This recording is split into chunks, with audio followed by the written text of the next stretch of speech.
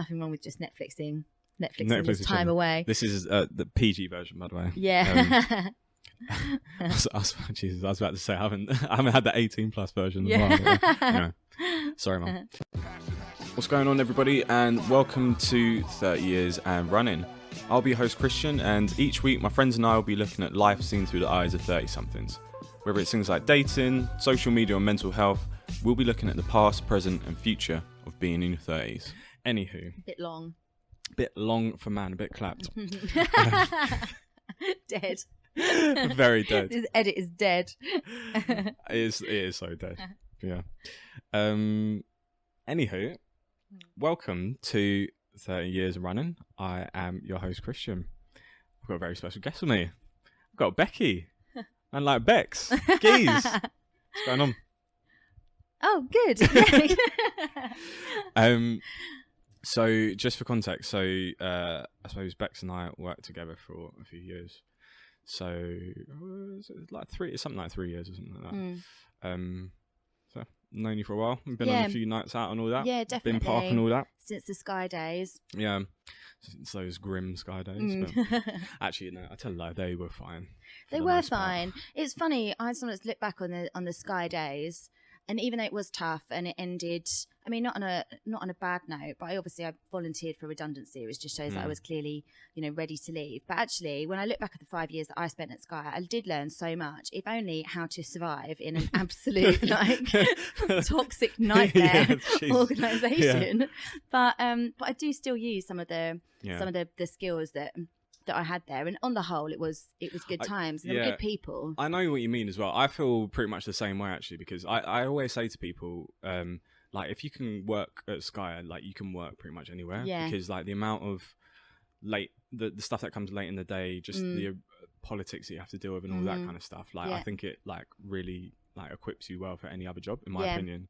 So like there's that, and then like you say, like the people who like I've worked with there, like a lot of them, or like a good few of them anyway, like I'm still good friends with to this day.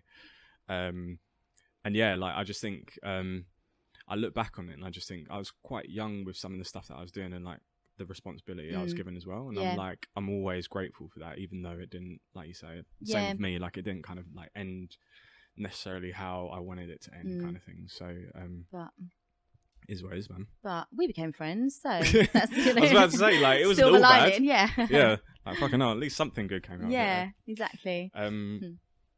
So like, speaking of work, I think that probably like segues quite nicely into just talking about, well, it was something that I was thinking about the other day in terms of almost having like a bit of not a quarter life crisis, but just almost like reassessing things in the moment.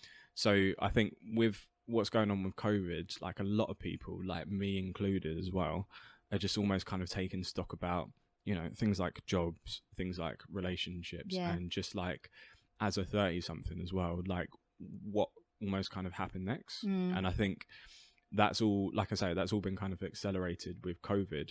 And even I suppose like off camera, like we were just talking about like jobs and stuff really, and just how tough it is at the moment. So it's just a weird place at the moment, I think. Yeah. And yeah, I just think I wanted to talk about it because I think a lot of people are feeling like this at the moment, in terms of like, not even just 30-somethings, but anybody who might have been made redundant, or like they're just feeling a little bit kind of uncertain in this time about like kind of what comes next. And so, yeah, like broadly speaking, it just got me thinking about, am I suffering a quarter life crisis? Or like what do I want to happen like next in my life, basically? Yeah, sure.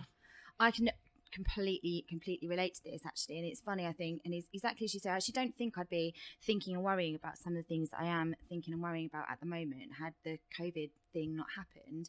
Because if I kind of think about where I was before, so I'm 36 now. When in March, when all the COVID thing happened, I was working really happily. By the way, I'm not even being funny, but like every time you tell me your age, I'm like, I have to like do a little double take. I'm like, it's the Botox. It's not me. It's you get just Botox? Like, yeah, of course. What? Of course. I didn't know I've this. told you this before. No, you haven't. Definitely.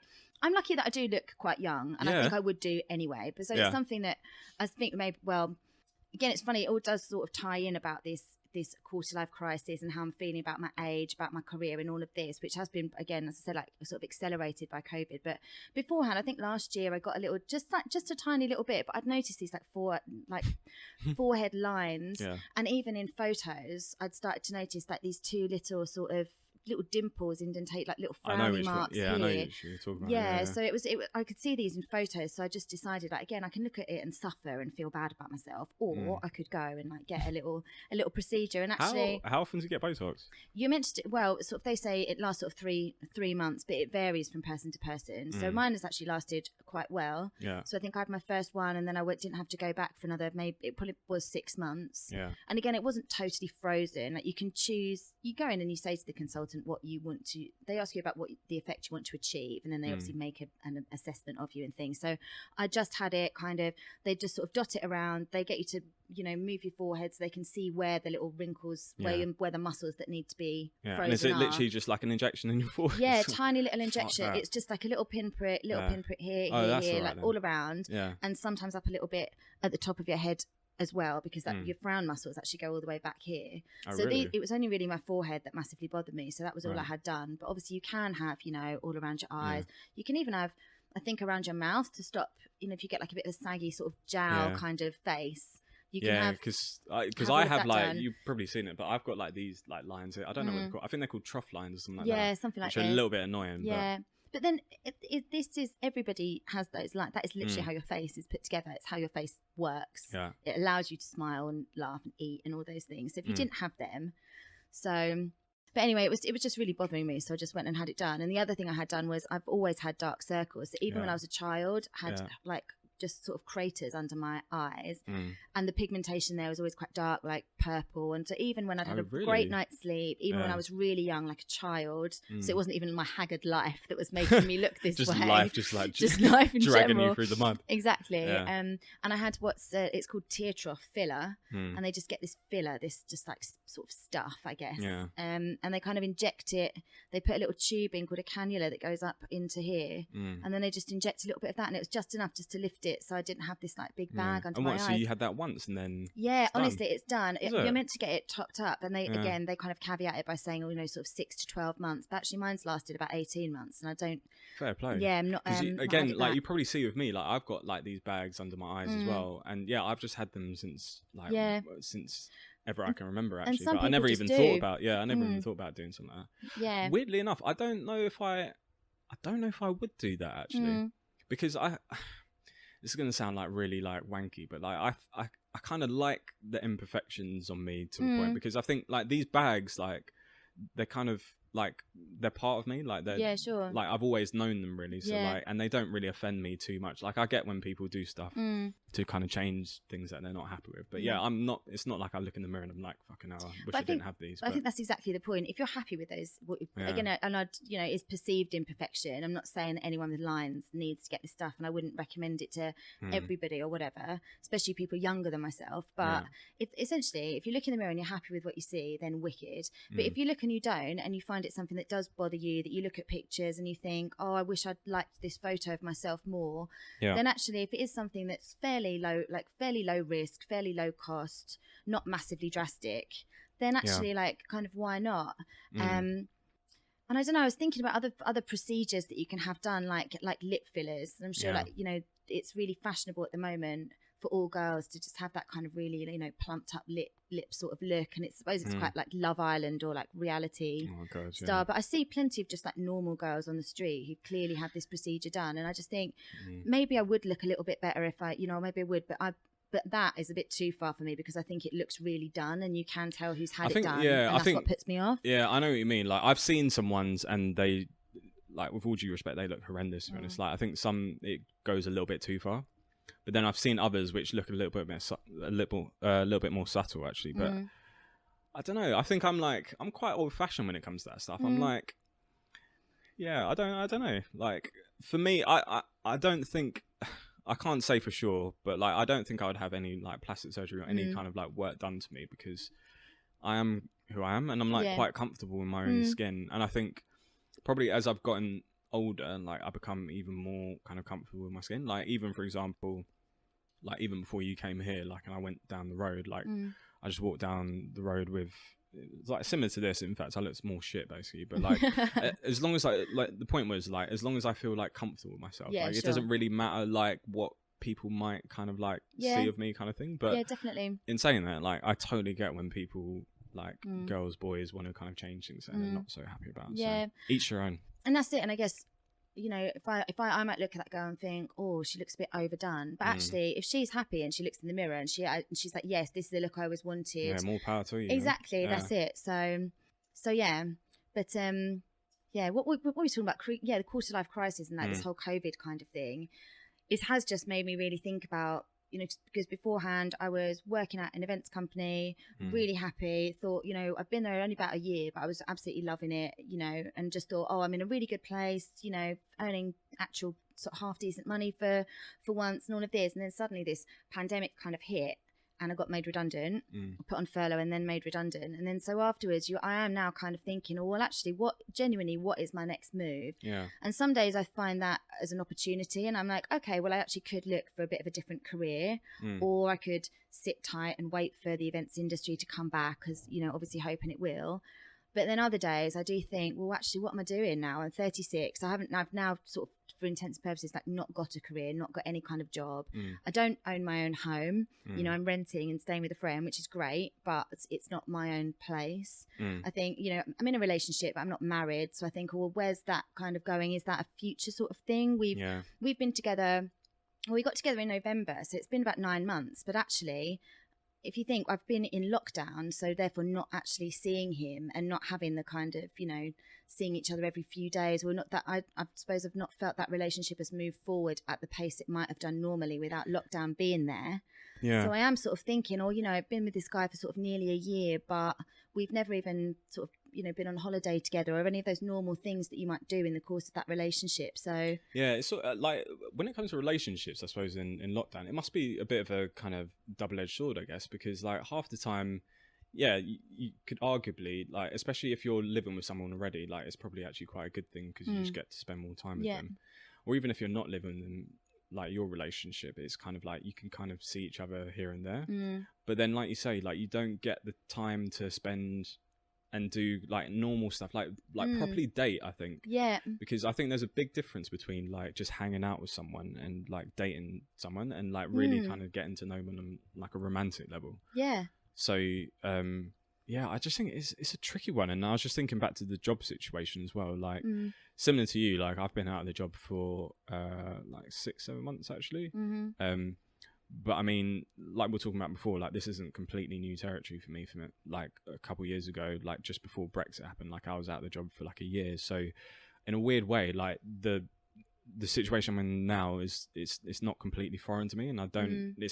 I'm not like panicking at the moment because I've been in that situation before. But it has given me like, it's definitely made me think about like what's more important from a career perspective, and just really focusing my energy on stuff which I'm passionate about, which is part of the reason why I like started this podcast as well, because I just think in a really weird wanky way, like it's just like life's a bit too short to be kind of like chasing money and doing stuff that you don't enjoy just because you need to make ends meet kind of thing. And you know, if you've got the means to do stuff that you're passionate about, then you should try and like go for it basically.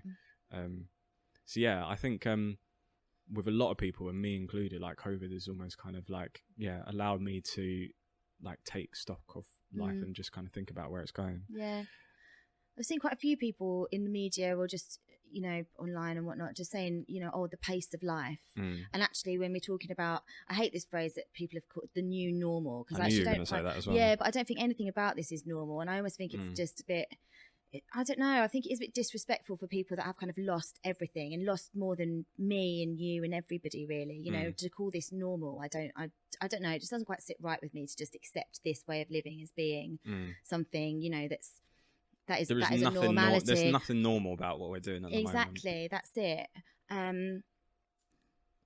But yeah, so I guess to look at it like an opportunity and be able to just as you say, kind of take stock of what it is you have got, where you want to be in the future. But yeah. Let me ask you something actually. Did you So think back maybe, I don't know, think back maybe like 10 years. Did you think, is this where you would want to be? Like, not necessarily jobless, obviously, but like working in events, in the relationship you're in at the moment, like in the living conditions that you're in at the moment as well. Like, did you kind of like foresee this, or did you have like a completely different picture in your head? So in honesty, I always had I suppose a completely different picture in my head, because I grew up in quite a, we had a really lucky, got, 2 parents who are still together now, had lovely house, got, the 2.4 children, brother sort of thing. Not particularly rich, but not really poor. Yeah. So we were just kind of like... Shout out Bexley and Dartford. Yeah, exactly. Was it Bexley, more Bexley? Bexley Heath, Bexley Heath. So yeah, mum and dad like sort of, middle classy type thing. We didn't want for anything, but certainly weren't loaded or whatever. But so I guess I when I was younger had emulated that as being what my normal would be, that I'd have a nice job, nice husband, couple of kids, nice house, and all that sort of thing. And my mum had that by the time she was 26, like maybe not exactly to the financial status that they had a bit later on, but I was born when she was 26. She was living with my dad. I think they just bought they were living in a rented flat, but had bought a house when I was very young. And that was obviously, so essentially she's got 10 years on me. And so 10 years on from that, I'm actually nowhere kind of towards that really. So in terms of what I thought I wanted at that stage, then obviously my life has turned out very differently. But what I would say is, as I have got older, I've swerved away from wanting that necessarily. I realised that I loved working in the arts and entertainment sort of things, and loved doing events, and I worked in theatre and TV, obviously at Sky and all of this. So, and I knew that was never going to be the most stable job career. It's not like being a teacher or something that is, a bit more guaranteed work all the time. So I kind of knew my financial status might be a little bit shaky, just because of the nature of what it is I was interested in. And then also I had a relationship that at the time I thought was really good, but actually when we broke up, I was devastated. I thought, I would have that sort of future with him where we'd get married and have kids. And then I guess after we broke up, I just had to, that's another point of reevaluation for me. That was in my late 20s. But then I kind of fell in with a new group of friends that taught me a bit more about, the fact that you can be single and actually have a really good life and have a lot of fun. Some of them were in open or polyamorous relationships, which I'd never ever encountered before in my quite normal sort of, average kind of life. And that again just taught me a bit of a new way of looking at relationships, that you don't have to be, married and settled down. Is sorry, I was to interrupt. I was just going to say, like kids and marriage still on the cards for you, or you just kind of like almost like playing it by ear and just I seeing think what happens? now I just have to kind of play it by ear really. I think I am like, for the kids sort of thing, I'm probably like knocking on a little bit at 36, which even you've got time. You say that, but I never wanted in my head, I never wanted to be like an older mum, and I don't want to be dropping off my kids at uni when I'm 60, 70 kind of thing, Yeah, so but like I say, like 36, you don't seem like a 36, like you don't look like a 36-year-old, you don't act like a 36-year-old. Oh, Sorry, that was almost like a backhanded compliment, wasn't it? How do 36-year-olds act? I don't know. They're married with kids. That's but like, I've got like I feel like I still like think like a 16-year-old or something like that. But like 36 feels like old-ish to me. Yeah. Like I think back to like my mum when she was 36. This isn't me calling you old, by the way, mum. But like when my mum was 36, I would have been like 7 or something like that. But she was like super grown up, like super adult, had a really good job and that kind of stuff, really. But I just think like compared to like our parents' time, like it's like 36 then versus 36 now is a completely different ball game. Yeah. And I think just broadly speaking as well, just like people nowadays are like having kids a lot later because they actually realize like the bulk of their 30s or like the start of their 30s, like they can still go traveling or they can still do X, Y, and Z that doesn't involve kids. So I can't remember where I was going with this point as well, but I think what I was basically saying is like 36 isn't too old, or 36 and beyond isn't still old to have kids and stuff. Because I think just generally speaking, our generation, we're not like typical 36-year-olds that were in the past. If that makes any sense. But no, it is that. And again, I think it's something I read somewhere, but we're a generation that's been through like 2 recessions. So again, if you think about the things that you need in inverted commas to have kids, it probably is like, or ideally you'd have a stable home and at least some sort of stable income so that at least you can not struggle in poverty as the way so many people have to do. So again, that those 2 things are actually more hard to come by now for our sort of generation. Like as I mentioned, I don't own my own home. I'm in no way probably going to, like, at least on my own. I've got no deposit, and obviously at the moment with no job, I wouldn't be guaranteed for a mortgage or anything like that, and house prices and blah blah blah, all of that sort of thing. And again, the stable income, in order to have, like, kiddies are expensive, and so in order to give the kind of life that I had and was lucky enough to have when I was growing up, and to want to give that to my children, I'd feel like I need to be in a bit of a better position. Sure.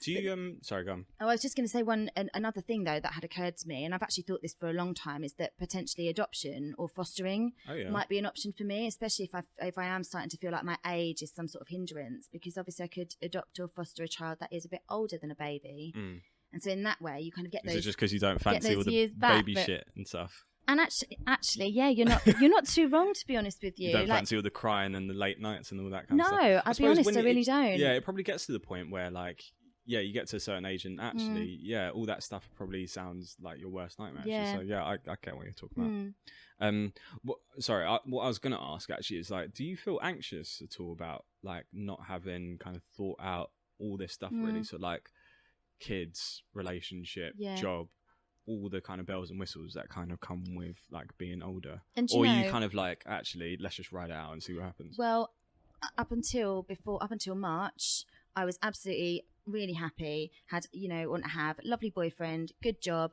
and I was more than willing to be like, let's ride it out, let's see where the relationship goes. My job's going quite well, who knows, perhaps, if he and I move in together and all of this stuff, that's kind of all on the table. Whereas now, after this pandemic's hit and a lot of that rug has been pulled out from under me, now I'm definitely feeling that anxiety. And really? Actually, and I actually don't think I would have done. I'd probably still be tripping along, so having a lovely like summer. Based. Yeah, kind of. And that stop, it felt like a stop, complete reevaluation. Tables have completely turned. So it's interesting how quickly I think I suppose I've realised that how my life was on a bit of a. It doesn't take much for. I mean, to be fair, this is like a big thing that's happened. Yeah, that's true, actually. Yeah, so it's not like it's much. It's obviously it is a huge thing, but I suppose in just a space of a few months, I've completely changed my mind about I'm really happy, coasting, having a great time, just to see what happens. And now I'm like, oh my God, where is my life going? What career am I going to do? Where am I going to live? Where is this relationship going? Like, all of this stuff. I'm not going to lie, that surprises me about you, actually. Because like, ever since I've known you, you've been quite kind of like headstrong and like steadfast in terms of like, this is what I'm doing. I'm confident about what it's going to happen at the end of it. And, win, rain or shine, like I'm going to stick with it.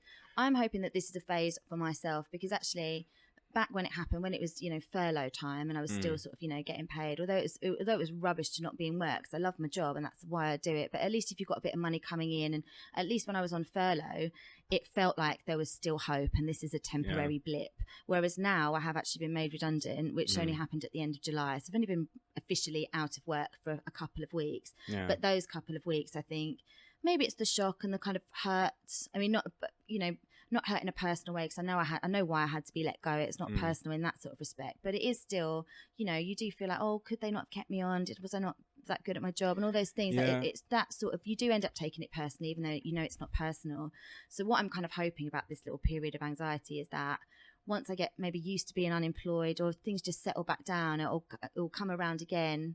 And I feel like this pandemic for a lot of people has been waves of you have like, the horror, and then the sort of the acceptance, and then the denial, and then the grief, and all those things. About to die or something. Well, it is, but was some it the 7 people, stages of grief or something? Yeah, it is something like that. And maybe, but I actually think that's what kind of people are in. This is really shocking time. I was just thinking about the redundancy thing as well, because so in my life I've been made redundant twice, actually, but I always have like a bit of a philosophical approach to that kind of thing. I always kind of think, and I know people are probably at home just thinking like, fucking hell, it's all right for him to say it, but I always think like, if it wasn't meant to be, it wasn't meant to be, kind of thing.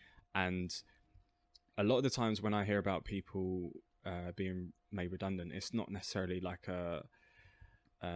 it's not anything to do with their actual kind of skills or anything like that. It's just like, it's a business at the end of the day, and for whatever reasons, like, they couldn't keep you on. Like, I've known like super talented people who have been made redundant, who have been at companies for 10, 15 years or whatever, and I don't know, like the times when I've been made redundant, I've never seen it as like a shot at my skills or anything like that. And like I say, I've always just kind of thought it just wasn't meant to be. Like, you just kind of like take the L and you kind of like move on, and you kind of almost use that as like motivation to find your next job. So you're really chill about it, I have to say. Like, I'm impressed with your chill about it. Yeah, because not in like an arrogant way, but it's like I know I've got a half decent CV. I know I'm comfortable in my own skin. I know what I can do. I know that the reason why I was made redundant, or the reasons why I have been made redundant, is not necessarily because of what I have or haven't done. It's just coincidence. Like I try and chalk it up to like stuff that I can't control. Yeah. Not to get too psychological on it, but like the stuff that I can't control, like I don't really kind of sweat about. And for me, like redundancy kind of falls into that bit, and I just think my time will come. Like it might take 3 months, 6 months, 12 months, however long, basically, but like I'll get that. I'm always confident that I'll get there. Yeah. It might not always be kind of like that, but I know that eventually like things will work out. And that's the thing that kind of like keeps me positive. But like I say, like I know just from speaking to people who have been on furlough or made redundant or whatever the case might be, like it's not always easy to think like that. And like, don't get me wrong, like there's some days where I'm just like, fucking hell, like you apply for jobs, like you just won't, well, we're talking about this before actually, but like you won't get an answer back, or you'll get like a rejection and stuff like that. And there'll be days where I'm just like a bit like down about it and stuff like that. But like I say, like ultimately, like it just comes back to the fact that I know I'm good enough, basically, and I know that I'll get there. And I know that the reason why I try and chalk up the reason why I haven't got a job, not necessarily down to me, but they're just down to the environment, if that makes sense. So it's everyone else. It's not us. Basically, I just blame everybody. I just blame everybody else. But yeah, I like that. That's how I kind of cope with it, really. Because if I think if I started saying, "Oh, I'm shit," maybe I'm the problem, that kind of thing, then that's where I think you get into a little bit kind of sketchy territory in terms of it's more destructive long term. Isn't like, start knocking yourself, and then you start getting like, oh well, actually maybe I won't bother applying or whatever, but I'm not good enough. And I think that's where people like that's where you get really bad self-esteem and you start wallowing in your own self-pity and stuff like that. And like I say, like I'll get days where I'm like that, but like they won't last very long. But yeah, I think another thing, which is a massive thing, is it's easy to say in my position as well, because like at the moment anyway, like I'm financially okay. Like I don't have any kids to support and stuff like that. Well, exactly. That's so it. Like it's easy for me to kind of in my ivory tower to be kind of saying this stuff, but like there's a lot of people who, they're the only breadwinner in the house, and their kids are relying on them, whatever basis. So yeah, that's it. So in a way, as much as I'm feeling that anxiety about, my life's gone on this bit of this divergent path, and am I a bit old? And actually, it's definitely, and it's so lucky that I haven't. Imagine if I'd got myself a mortgage last year, and now I'm in a position where I can't pay it, or if I did have young children, and I'm now really struggling because I'm the only person looking after them, and with money coming in and whatever. So, in a way, as much as at the moment I'm feeling like everything's a bit shit, actually it has all been this way for a reason, because I think I'm in the best possible, and you as well, I guess, have been the best possible position we could be in for this pandemic to have hit, in that we are at least just sort of, it's only ourselves and our mates to kind of worry about, and we look after our families and things like this, but no one's actually depending on us financially as much as anything. So and also as well, I suppose, like luckily, like we've both got our parents or like our siblings as well, I suppose, to kind of lean on if we did need any help at all. That's it. So, and again, like that's not always the case with people, but no, exactly. So I think like at the end of the day, I always just think like things could be a lot worse. So the last thing I want to be doing is just kind of like wallowing in my own pity.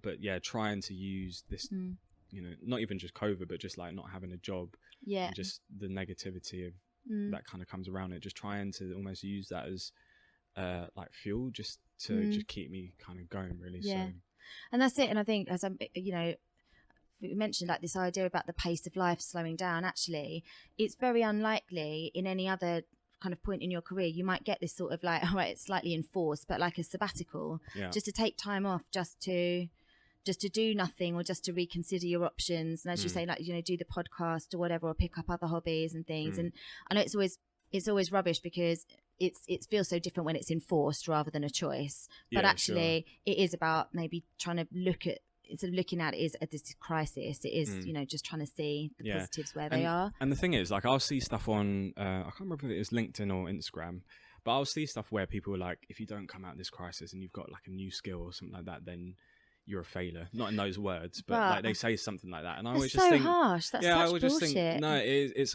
100% bullshit. I just think, don't get me wrong, like, aside from this podcast, I've done literally nothing. And even if I hadn't have done this podcast, like, I'm no less of a person for not having picked up a skill. Exactly, and there's a lot of people react in different ways, and I just think it's very easy to tell somebody, like, this quote probably came from someone. Yeah, like, this learn a language. I know. Yeah. So I'm not going to go on like Rosetta Stone and learn like Portuguese. Like, fuck that. That's a bit clapped. But yeah.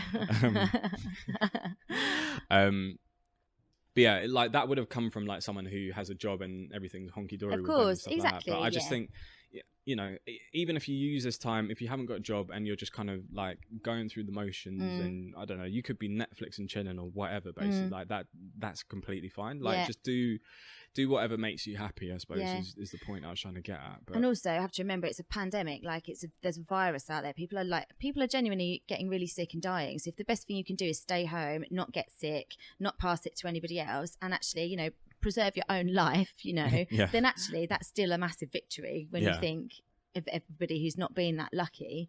So yeah, there's nothing wrong with just Netflixing this time away. This is the PG version, by the way. Jesus, I was about to say I haven't had the 18+ version as well. But, you know, sorry, Mum. Thanks for watching 30 Years and Running. Please subscribe, comment and share. See you next week. Peace.